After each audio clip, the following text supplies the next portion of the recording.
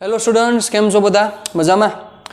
આજના સેશનમાં આપણે એસ્ટ્રોનોમિકલ ટેલિસ્કોપની ચર્ચા જો ટાઈમ હશે તો કરીશું. બાકી આજના સેશનમાં આપણે કમ્પાઉન્ડ માઇક્રોસ્કોપ જે આપણે લાસ્ટ ટાઈમ ભણ્યા, સંયુક્ત માઇક્રોસ્કોપ જે ભણ્યા એના જે દાખલાઓ છે એના દાખલાની આપણે ચર્ચા કરવી છે. એ દાખલાઓની ડિટેલમાં ડિસ્કશન કરવી છે. થોડુંક સમજીએ, થોડુંક ભણીએ એવું આજે કામ આપણે નાનકડું કરવાનું છે. ઓકે, ચાલો તો એ આપણે શરૂઆત કરીએ. તમે તમારી ટેક્સ્ટ બુક લઈ લેજો, કેલ્સીની પણ જરૂરિયાત પડશે. ટેક્સ્ટ બુકમાં જોજો સ્વાધ્યાયમાં દાખલા નંબર 11, 12, દાખલા નંબર 11, દાખલા નંબર 12 અને દાખલા નંબર 27. 11, 12 અને 27 બહુ સારા સમ છે, સમજવા જેવા સમ છે, લોજિક વગર ભેગું ન થાય એવા સમ છે, બરાબર. અને એ ત્રણ સમ ઉપર આપણે થોડીક ડિસ્કશન કરીએ આજના સેશનમાં. રેડી? ચાલો જોજો હવે શું છે વર્કિંગ એનું. બહુ સિમ્પલ વર્કિંગ છે. જુઓ 9.11 સમને વ્યવસ્થિત સમજો. સમ શું કહેવા માગે છે? 2 સેન્ટીમીટર કેન્દ્ર લંબાઈનો ઓબ્જેક્ટિવ અને 6.25 સેન્ટીમીટર કેન્દ્ર લંબાઈના આઈપીસ ધરાવતા સંયુક્ત માઇક્રોસ્કોપમાં તે બે લેન્સ વચ્ચેનું અંતર 15 સેન્ટીમીટર છે. તે બે લેન્સ વચ્ચેનું અંતર 15 સેન્ટીમીટર છે. વસ્તુને ઓબ્જેક્ટિવથી કેટલા અંતરે રાખવી જોઈએ કે જેથી મળતું અંતિમ પ્રતિબિંબ નજીક બિંદુ અંતરે અને બી અનંત અંતરે મળે? બંને કિસ્સામાં માઇક્રોસ્કોપની મોટવ શક્તિ મેગ્નિફાઇંગ પાવર શોધો. આવો પ્રશ્ન છે સાહેબ તમારી પાસે. સારો પ્રશ્ન છે, લોજિકલી પ્રશ્ન છે, મગજ થોડોક વાપરવો પડે એવો પ્રશ્ન છે. એટલે જે બધી ડિસ્કશન છે એ આપણે સમજીએ. ચાલો 9.11 ઓબ્જેક્ટિવની કેન્દ્ર લંબાઈ છે FO છે 2 સેન્ટીમીટર. ઓકે, અને FE છે 6.25 સેન્ટીમીટર. બે લેન્સ વચ્ચેનું અંતર ચાલો સમજો. આ બે લેન્સ છે, વચ્ચેનું અંતર આ D 15 સેન્ટીમીટર છે. આઈ થિંક એમાં આપેલું જ છે. તે બે લેન્સ વચ્ચેનું અંતર 15 સેન્ટીમીટર છે. વસ્તુને ઓબ્જેક્ટિવથી કેટલા અંતરે રાખવી જોઈએ? ચાલો પ્રશ્ન શું છે? આ ઓબ્જેક્ટિવ અને આ આઈપીસ, ઓબ્જેક્ટિવથી વસ્તુને કેટલા અંતરે મૂકવી જોઈએ? ઇટ મીન્સ તમારે યુ ફાઇન્ડ કરવાનો છે કે જેના કારણોસર અંતિમ પ્રતિબિંબ ડી ઉપર મળે અને અંતિમ પ્રતિબિંબ અનંત અંતરે મળે. બે દાખલા છે. અંતિમ પ્રતિબિંબ ડી ઉપર મળે અને અંતિમ પ્રતિબિંબ અનંત અંતરે મળે.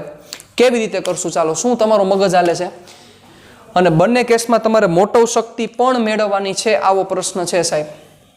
ચાલો તો સૌથી પહેલા હું શરૂઆત કરું ક્યાંથી? સમજો, સમને હેન્ડલ કરવો જ ઇમ્પોર્ટન્ટ છે. બાકી સમમાં કાઢ લેવાનું એક પણ વસ્તુ નથી સાહેબ. સાવ ઇઝી સમ છે. કારણ કે ચાલો વિચારો, અંતિમ પ્રતિબિંબ ડી એ મળે એટલે સપોઝ અહીંયા ક્યાંક ડી છે એવું માની લઈએ આપણે. આ ડી અંતિમ પ્રતિબિંબ મળ્યું એટલે એ પ્રતિબિંબ કોનું હશે? તો કે ઓબ્વિયસ છે આ જે ઓબ્જેક્ટ છે, બરોબર, હવે એ ભેગા મળીને અહીંયા ક્યાંક પ્રતિબિંબ રચેલું હશે. એનું અંતિમ પ્રતિબિંબ અહીંયા મળ્યું. ચાલો તો હવે વિચારો, તમારે આનો યુ ફાઇન્ડ કરવો હોય, ઓબ્જેક્ટિવનો યુ જોઈએ તમારે, તો બચાવ જો તમારી પાસે ઓબ્જેક્ટિવનો વી આવી જાય તો ઓબ્જેક્ટિવનો યુ મળી જાય. કારણ કે લેન્સનું સૂત્ર -1/u + 1/v = 1/f. તો પહેલા તમારે ઓબ્જેક્ટિવનો વી ફાઇન્ડ કરવાનો છે. ઓબ્જેક્ટિવનો વી કેવી રીતે મળે? હાલો પ્રશ્ન વિચારો, સમને સમજો, સમ ક્યાંથી હેન્ડલ થશે. ઓબ્જેક્ટિવનો વી મળી જાય તો યુ મળી ગયો. ઓબ્જેક્ટિવનો વી ક્યારે મળશે? જો આઈપીસનો યુ મળશે સાહેબ. આઈપીસનો યુ થયો. આઈપીસનો યુ ક્યારે મળશે? આઈપીસનો યુ મળી જાય તો ઓબ્જેક્ટિવનો વી મળી જાય. કારણ કે 15 માંથી આ યુ માઇનસ કરી નાખો એટલે આ મળી ગયો. હવે આઈપીસનો વી ક્યારે મળશે? સોરી, આઈપીસનો યુ ક્યારે મળશે? તો કે જો તમને આઈપીસનો વી ખબર હોય તો ખબર જ છે ને આઈપીસનો વી ડી એ છે. કામ થઈ ગયું તમારું. અહીંથી સમ તમારો સ્ટાર્ટ થાય. સમને સમજવો જ ઇમ્પોર્ટન્ટ છે. બાકી સમમાં કાઢ લેવાનું કાંઈ નથી. તમારે યુ જોઈએ છે, ઓબ્જેક્ટિવ માટે યુ જોઈએ છે, તો એ વિચાર આવવો જોઈએ કે યુ મળે ક્યાંથી? તો કે યુ ત્યારે મળે જો પેલા વી મળે. વી ક્યારે મળે? જો આઈપીસનો યુ મળે, કારણ કે 15 આ આપેલા છે, 15 માંથી આ માઇનસ કરી નાખો એટલે તમને શું મળી ગયો? તો કે આનો વી મળી ગયો. તો આનો યુ ક્યારે મળે? તો કે જો આનો વી ખબર હોય તો આનો વી ખબર જ છે આપણને. ક્લિયર? એટલે સમ તમારે ઊંધો કરવો પડશે. મતલબ પહેલા આમાંથી તમે અહીંયા પહોંચી જાઓ, અહીંયાથી તમે અહીંયા પહોંચી જાઓ ને અહીંયા પહોંચશો પછી તમને આ મળશે, એમને નહીં મળે. ચાલો તો ક્યાંથી મારે સમની શરૂઆત કરવી પડશે? પ્રતિબિંબ ડીએ રચાય ત્યારે, પ્રતિબિંબ ડીએ રચાય ત્યારે, ચાલો જોજો. તો સૌથી પહેલા ક્યાંથી સ્ટાર્ટ કરશું? આનો યુઈ જોઈએ છે ને મારે, તો VE is equal to -25 centimetre અને અહીંથી પહેલા મારે યુઈ ફાઇન્ડ કરવો પડશે. ચાલો તો રાઇટિંગ તમે તમારી રીતે કરવાનું છે, હું તમને શોર્ટ એન્ડ સ્વીટ સ્ટેપમાં તમને સમજાવવા માંગીશ. 1/V is equal to 1/FE. ચાલો -1/UE તો ગોતવાના છે. FE ની કિંમત તમારી પાસે છે, સોરી VE ની કિંમત છે તમારી પાસે -25 ઇઝ ઇક્વલ ટુ FE ની કિંમત છે 6.25. ચાલો તો -1/UE 1/6.25 પ્લસ 1/25. ચાલો -1/UE. રેડી? હવે અહીંથી તમે UE મેળવી લ્યો, UE ની કિંમત માઇનસ આવશે. ચાલો શું આવશે હું તમને કહી દઉં. ઉપર ગુણાકાર છેદમાં સરવાળો 6.25 ગુણ્યા 25 ભાગ્યા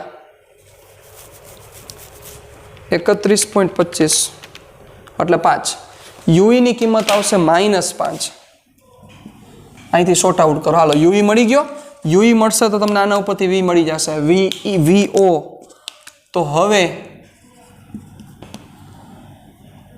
VO is equal to D minus mode UE, કારણ કે વેલ્યુ છે એટલે 15 માંથી 5 કાઢી નાખો એટલે 10 સેન્ટીમીટરની પ્લસ જ મળે. તો હવે તમારે શું ફાઇન્ડ કરવાનું છે? ઓબ્જેક્ટિવ માટે. તો ઓબ્જેક્ટિવ માટે બની ગયો સમ તમારો, પૂરો થઈ ગયો સમ. ઓબ્જેક્ટિવ માટે શું થશે? -1/UO plus 1/VO is equal to 1/FO. ચાલો એટલે -1/UO is equal to 1/FO. FO 6.25, sorry FO આવશે 2, FO આવશે 2. હાલો 2 પ્લસ જ અને -1/+10 એટલે ઓબ્વિયસ 7 હશે. ચાલો આના ઉપરથી જે વેલ્યુ મળે એ વેલ્યુ ફાઇન્ડ કરી લ્યો તમારો આન્સર. ચાલો મોટો શક્તિ આમાં જોઈએ છે તો મોટો શક્તિ શું થશે? ક્યાં રચાય છે પ્રતિબિંબ? અનંત અંતરે નથી, નજીક બિંદુએ છે. તો પ્રતિબિંબનું formula V0/U0 1 + D/FE. Ready? Value મૂકો, આન્સર લઈ આવો. જો ટ્યુબ લેન્થનું કાંઈ ઇમ્પોર્ટન્સ નથી, તમને સમજાઈ જતું હશે. હું તમને શું કહેવા માંગતો હતો કે ટેક્સ્ટ બુક પ્રમાણે મારે L લેવો જરૂરી હતો, પણ આપણે સમમાં ક્યાંય એની જરૂરિયાત નહીં પડે. આ પહેલો પ્રશ્ન. હવે બીજો પ્રશ્ન છે, પ્રતિબિંબ જ્યારે અનંત અંતરે મળે, પ્રતિબિંબ અનંત અંતરે મળે. ચાલો પ્રતિબિંબ અનંત અંતર રચાય તો આ તો હાવ સમ ઈઝી બની જાય બચ્ચાઓ. પ્રતિબિંબ અનંત અંતરે રચાતું હોય એટલે આના દ્વારા મળતું પ્રતિબિંબ અનંતે મળ્યું તો ઓબ્વિયસ આનો UE છે એ FE જેટલો થાય. UE FE જેટલો થાય એના ઉપરથી તમને VO મળી જાય. VO ઉપરથી U. કામ પૂરું થઈ ગયું સાહેબ. સમને સમજો, સમમાં કંઈ કાઢ લેવાનું જ નથી. ચાલો પ્રતિબિંબ અનંત અંતરે મળે એટલે VE is equal to infinity. બરોબર? V is equal to infinity. તો લેન્સના સૂત્ર પરથી એટલે કે આઈપીસ માટે -1/UE plus 0 is equal to 1/FE. તો therefore UE is equal to -6.25 centimetre. તો હવે VO is equal to 15 minus કરી નાખો, 15 માઇનસ એટલે 8.75 સેન્ટીમીટર. રેડી? ચાલો VO મળી ગયો, VO પ્લસ જ મળે. આના ઉપરથી તમને UO મળી જશે. તમારે સમ પૂરો કરવાનો છે અને એના ઉપરથી તમને મોટો શક્તિનું ફોર્મ્યુલા VO/UO ઇન્ટુ D/FE. કામ પૂરું છે. બહુ ઇઝી વસ્તુ છે. તો આ રીતના સમ તમને સમજાવવો જોઈએ કે સમમાં શું કહેવા માંગે. 4 માર્કમાં પ્રશ્ન પૂછી શકાય. શું કામ 4 માર્ક્સમાં? એક પાર્ટ 2 માર્ક્સમાં, બીજો પાર્ટ બીજા 2 માર્ક્સમાં. 4 માર્ક્સનો સમ, તમારું કામ પૂરું. ક્લિયર? ચાલો જોજો. હવે એના પછી 9.12 એના જેવો જ સમ છે. 9.12 ને આમાં શું ફેર છે? ચાલો જોવો. 9.12 અને આમાં શું ફેર છે જોવો. 9.12 છે સામાન્ય નજીક બિંદુ 25 સેન્ટીમીટર ધરાવતો એક વ્યક્તિ 8 mm કેન્દ્ર લંબાઈ વાળા ઓબ્જેક્ટિવ અને 2.5 સેન્ટીમીટર કેન્દ્ર લંબાઈના આઈપીસ ધરાવતા સંયુક્ત માઇક્રોસ્કોપ વડે ઓબ્જેક્ટિવ થી 9 mm દૂર રાખેલી વસ્તુનું સ્પષ્ટ પ્રતિબિંબ મેળવે છે તો બંને લેન્સ વચ્ચેનું અંતર શોધો. માઇક્રોસ્કોપની મોટવણી શક્તિ એટલે કે મોટવ શક્તિ એટલે કે મેગ્નિફાઇંગ પાવર પણ શોધો. શું છે પ્રશ્ન? Vote is the question? આ જ છે, કાંઈ ફેર નથી બચ્ચાઓ. તમારે ગોતવાનું છે બે લેન્સ વચ્ચેનું અંતર. આ નથી આપ્યું તો સામે આ યુ આપી દીધેલો છે. વિચારો તો યુ ઉપરથી પેલા વી મળશે, વી મળી ગયો. હવે સાંભળજો સમ શું થાય. લખેલું છે સામાન્ય નજીક બિંદુ, હવે આ મળી ગયો તો આ કેમ મળે? આ મળી જાય તો આ બે લેન્સ વચ્ચેનું અંતર મળી જશે તમને, કોમન સેન્સ. તો હવે આ તો મળી જશે કારણ કે યુ આપેલો છે, એના ઉપરથી તમે વી ફાઇન કરશો. તો હવે આ મળી જાય તો આ ક્યારે મળે? ક્યારે મળે? વિચારો, બહુ ઈઝી રીતે વિચારો. આનો યુ ક્યારે મળે? જો આનો વી ખબર હોય તો વી તો ખબર જ છે સામાન્ય નજીક બિંદુ. જોવો ડી, કારણ કે લખેલું જ છે સામાન્ય નજીક બિંદુ 25 સેન્ટીમીટર ધરાવતો એક વ્યક્તિ 8 mm કેન્દ્ર લંબાઈ વાળા. થઈ ગયું ને તમારું કામ પૂરું કે નહીં? ક્લિયર? તો ન્યાથી તમને શું મળી જશે? તમને વી ખબર જ છે, ડી આનો કહી જ દીધું છે સામાન્ય નજીક બિંદુ 25 સેન્ટીમીટર, એટલે વી તમને ડીએ મળશે. વી ડીએ મળે એના ઉપરથી તમે આ ફાઇન કરી લ્યો, યુઈ મળી જાય. યુઈ મળી જાય, વીઓ તમને મળી જશે, કારણ ક્યાંથી યુઓ ઉપરથી વીઓ અને યુઈ મળી ગયા, બેન સરવાળો કરો. તમારો જવાબ શું કામ મૂંઝાવજો? સાવ ઈઝી પ્રશ્ન.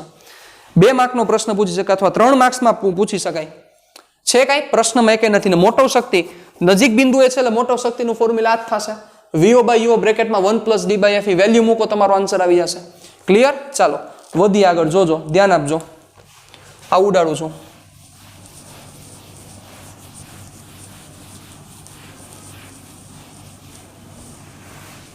એકદમ ઈઝી સમ છે સાહેબ બધા.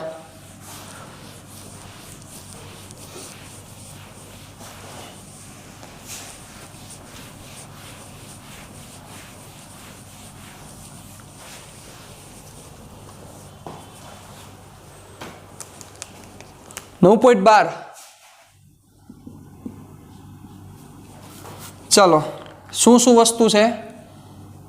ઓબ્જેક્ટિવની ફોકલ લેન્થ છે તમારી પાસે 8 mm objective, okay, plus 0.8 centimetre. FE 2.5 centimetre, okay. FE ની કિંમત છે 2.5 સેન્ટીમીટર. રેડી? ચાલો, તમારે એ બે વચ્ચેનું અંતર તમને UE આપેલો છે. UE કેટલો છે? સોરી, UO કેટલા અંતરે છે? ઓબ્જેક્ટિવથી 9 mm દૂર રાખેલી વસ્તુ. 9 mm એટલે 0.9 સેન્ટીમીટર. X બંને લેન્સ વચ્ચેનું અંતર આ મેળવવાનું છે. ચાલો, કેવું વર્કિંગ થશે વિચારો. આ ઓબ્જેક્ટિવ, આ આઈપીસ, અહીંયા વસ્તુ છે, આ યુ છે, યુઓ, આ એક્સ મેળવવાનો છે. આ તમારું કામ છે, બરોબર. કેવી રીતે મળશે? કીધું છે સામાન્ય નજીક બિંદુ એટલે અંતિમ પ્રતિબિંબ ક્યાં રચાશે? તો કે ડી ઉપર. રેડી? હાલો, તો હવે શું થશે વર્કિંગ? તો તમને આનો પહેલા વીઓ મળી જશે, એનાથી જો યુઈ મળી ગયો એટલે તમારું કામ પૂરું. તો પહેલા સિમ્પલ ઓબ્જેક્ટિવ માટે તમે વીઓ ફાઇન કરી લ્યો.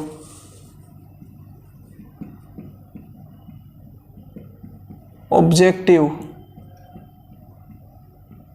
લેન્સ માટે -1/UO + 1/VO is equal to 1/FO. ચાલો, 1/VO 1/FO, FO ની કિંમત 0.8 પ્લસ 1/UO, UO ની કિંમત 0.9. પણ કેવા 0.9 થશે? -0.9, બરોબર ને? ચાલો, માઇનસ એટલે સામે આવ્યા એટલે પ્લસ થયા, નિયમના માઇનસ. ચાલો, ક્લિયર? હવે વ્યવહારે થાય એ ગોતી લ્યો. અને અહીંથી તમને પહેલા વીઓ મળશે. અને વીઓ તમને મળશે પોઝિટિવ જ મળે, કોમન સેન્સ છે, એ મળશે સેન્ટીમીટરમાં.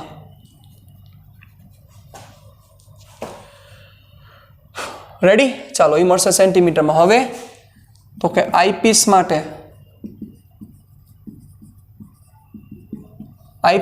શું થશે? VE is equal to -25 centimetre. તેના ઉપરથી UE ગોતી લ્યો તો શું થશે? -1/UE plus 1/VE is equal to 1/FE. તો 1/UE કરી દો અહીંથી કરતા 1/VE એટલે -25 -1/FE ની કિંમત છે 2.5 પ્લસ જ છે. વ્યવહારે થતું કરો એટલે અહીંથી તમને UE મળી ગયા. હવે બે લેન્સ વચ્ચેનું અંતર એટલે x is equal to mode VO plus mode UE, જે આન્સર આવી સેન્ટીમીટરમાં. પતાવી દેજો. સમ છે કાંઈ જોવો જોઈએ, સમમાં કાઢી લેવાનું છે. તો થોડુંક આ ધ્યાન રાખીને તમારે આગળ વધવું પડશે, બાકી કાંઈ છે નહીં ખાસ. ક્લિયર? ચાલો વધીએ આગળ. ધ્યાન રાખજો. ચાલો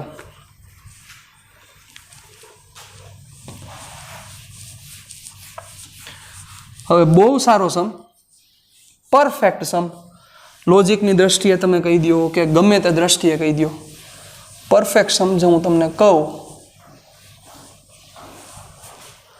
યસ, એ જે સમનું નામ છે એ સમનું નામ છે દાખલા નંબર 27. બહુ સારો સમ બધી રીતે. 1.25 સેન્ટીમીટર કેન્દ્ર લંબાઈના ઓબ્જેક્ટિવ અને 5 સેન્ટીમીટર કેન્દ્ર લંબાઈના આઈપીસ વડે 30x કોણીય મોટવ શક્તિ એટલે કે મોટવણી મેળવવી હોય તો સંયુક્ત માઇક્રોસ્કોપની ગોઠવણી કઈ રીતે કરવી જોઈએ? ટૂંકમાં મેગ્નિફિકેશન એટલે કે એંગ્યુલર મેગ્નિફિકેશન એટલે કે મેગ્નિફાઈંગ પાવર એટલે કે મોટવ શક્તિ એ તમારે 30 જોઈએ છે. એક સંયુક્ત માઇક્રોસ્કોપ છે, એમાં બે લેન્સ વાપરવાના છે. એ બે લેન્સની તમને કેન્દ્ર લંબાઈ દઈ દીધી છે, તમારે મોટવણી 30 જોઈએ છે.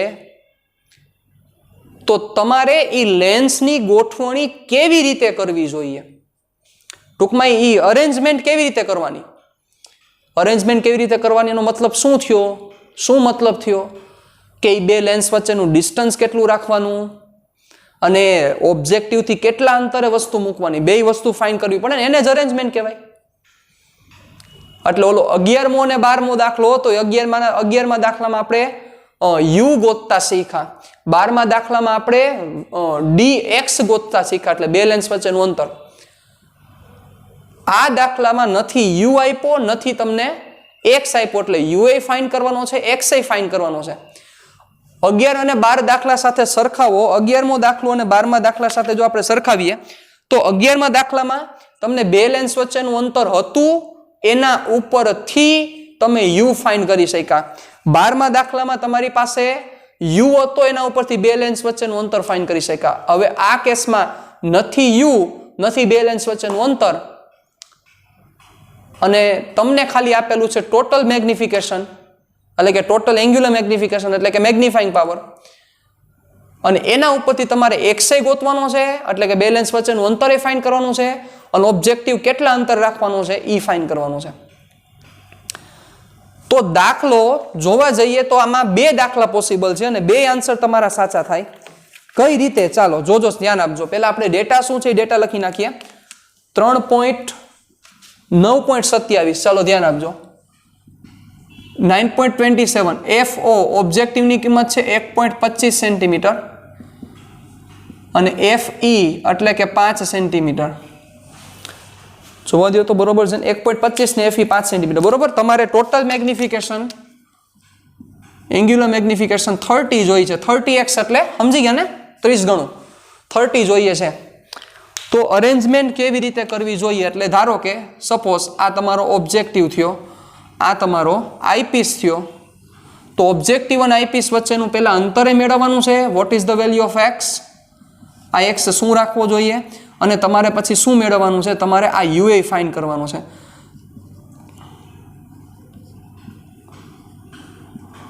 ચાલો, એટલે બે વેલ્યુ ફાઇન્ડ કરવાની થઈ, એટલે તમારે ફાઇન્ડ કરવાનું થશે what is the value of X અને what is the value of યુઓ.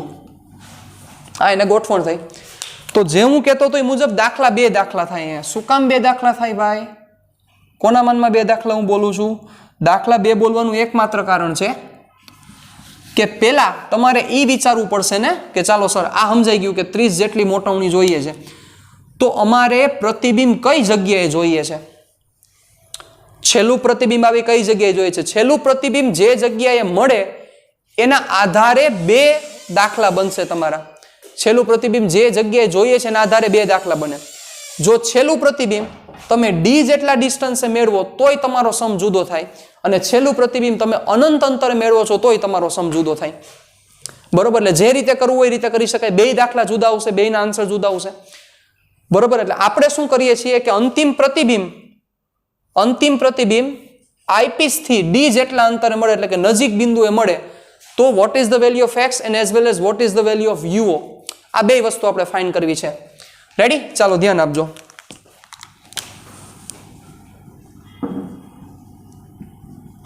જો અંતિમ પ્રતિબિંબ આઈપીસ થી નજીક બિંદુએ મેળવવામાં આવે તો ચાલો સમમાં કેવી રીતે આપણે આગળ વધશું? આપણી આગળ કાંઈ છે જ નહીં, ખાલી તમારી પાસે મોટવણી છે, એના ઉપરથી તમારે બધું કરવાનું છે. ચાલો, શું તમારું મગજ હાલે છે એ મને કહો. ચાલો, શું લોજિક તમારું ચાલશે? વિડીયો પોઝ કરી દો તો તમને વધારે આઈડિયા આવશે, કારણ કે હું કરાવી દઉં એ કોઈ ઇમ્પોર્ટન્સ નથી. તમને એ મગજ હાલવું જોઈએ કે આમાં આમ શું કામ કરવું પડે. ચાલો વિચારો, કેવી રીતે સમ કરશો તમે? ગમે તે એક વસ્તુ મળી જાય તોય આપણું કામ થઈ જાય. ગમે તે એક વસ્તુ, જો તમને ખાલી યુઓ ખબર છે તોય તમારું કામ થઈ જાય, કારણ કે જો યુઓ મળી જાય તો વીઓ મળી જાય, વીઓ મળી જાય અંતિમ પ્રતિબિંબ ડીએ મળવાનું છે, એટલે આનું આઈ ફાઇન કરી લે, બધું કામ થઈ ગયું. કાં તમારી પાસે જો વીઓ છે તો યુઓ મળી જાય, આ મળી જાય, આ ખબર જ છે, થઈ જાય.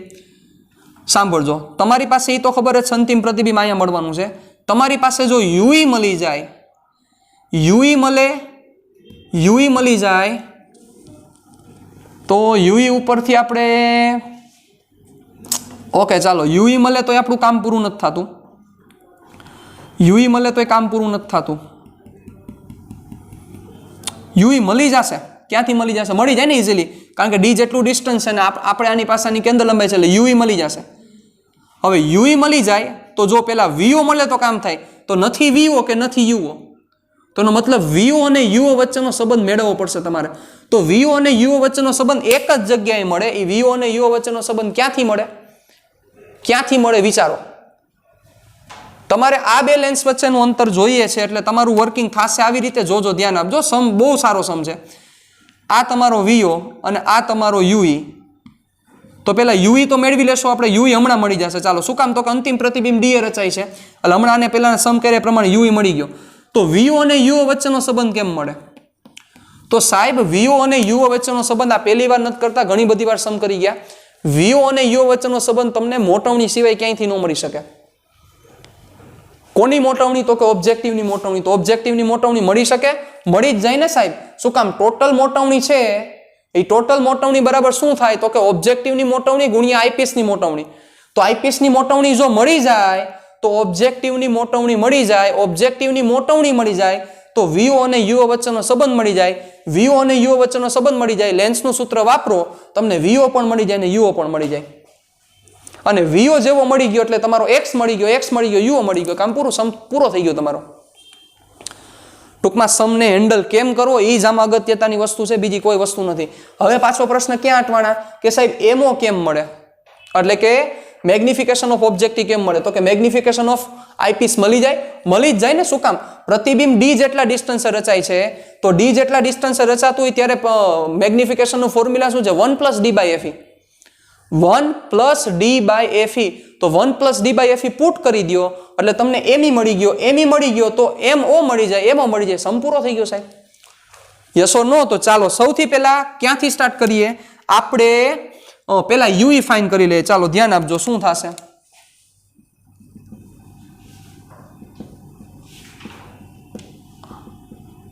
આઈપીસ માટે વી ની વેલ્યુ છે -25 સેન્ટીમીટર. વી ની વેલ્યુ છે -25 સેન્ટીમીટર. બરોબર, ધ્યાન આપજો.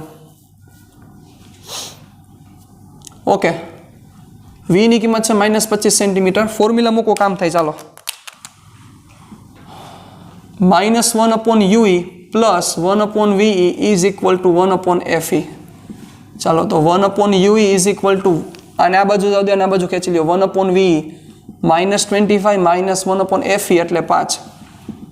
ચાલો, હવે અહીંથી તમે વ્યવહારે થતો હોય યુઈ ફાઇન કરી લ્યો. ચાલો, હવે મારે શું કરવું પડશે? મારે એમઓ જોઈએ છે, તો પહેલે મારે એમી ની કંઈક વ્યવસ્થા કરવી પડશે. આઈપીસની મોટો શક્તિ, અથવા તમે એમ ન કરો ને તો ડાયરેક્ટ ઓમાંથી કરી શકો. ક્યાંથી? ડાયરેક્ટ ફોર્મ્યુલા એમ બરાબર એમઓ ઇન્ટુ એમી. એમીની જગ્યાએ 1 + D/FE ડાયરેક્ટ પુટ કરી દો તો પણ ચાલે. ચાલો, આઈપીસની મોટો શક્તિ એમી ઇઝ ઇક્વલ ટુ 1 + D/FE. ડીની કિંમત 25 છે, આ 5 છે એટલે 6. ચાલો, તો હવે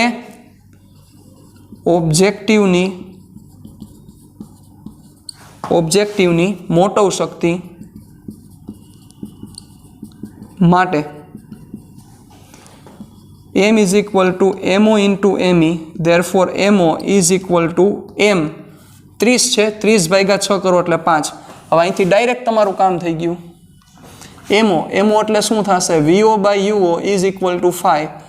therefore VO is equal to 5 time UO. મળી ગયો VO અને UO વચ્ચેનો સંબંધ. ચાલો, યુઝ કરો ઓબ્જેક્ટિવ માટે લેન્સ સમીકરણ.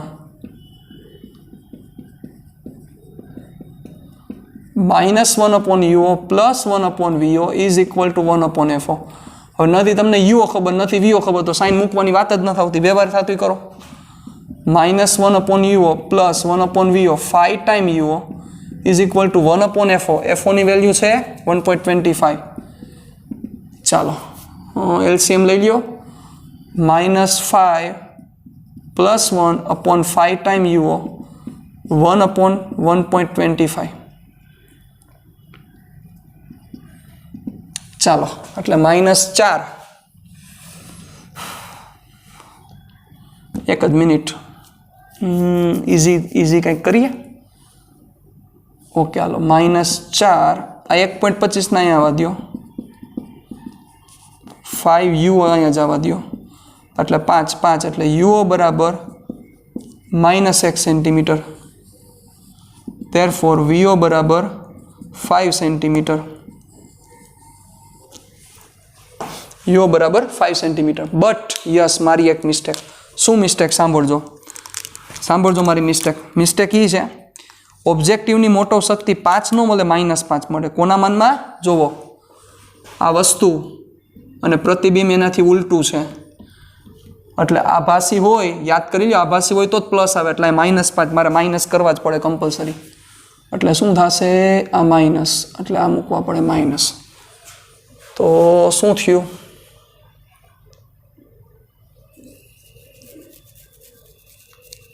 એક જ મિનિટ. એટલે અહીંયા પણ માઇનસ આવશે. હાલો, એટલે યસ, સમમાં મિસ્ટેક થશે. જોજો આ ભૂલ થવાની શક્યતા છે. એ -5 મૂકવા પડે. શું કામ -5 મૂકવા પડે એ લખી નાખીએ. કારણ કે ઓબ્જેક્ટિવ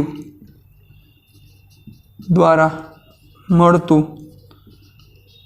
પ્રતિબિંબ વાસ્તવિક છે, અથવા વસ્તુ કરતાં ઉલટું છે, એમ લખો તો કંઈ પ્રશ્ન નથી. ચાલો, તો આખી ગેમ ચેન્જ થઈ. -5, હાલો હવે માઇનસ આને લઈ લેવાય ને અહીંયા. -5 -1/5 time UO is equal to 1/1.25. -6 into 1.25 is equal to 5 times UO. કેટલા થશે? -7.5 is equal to 5 times UO. તો UO is equal to ready -1.5 centimeter.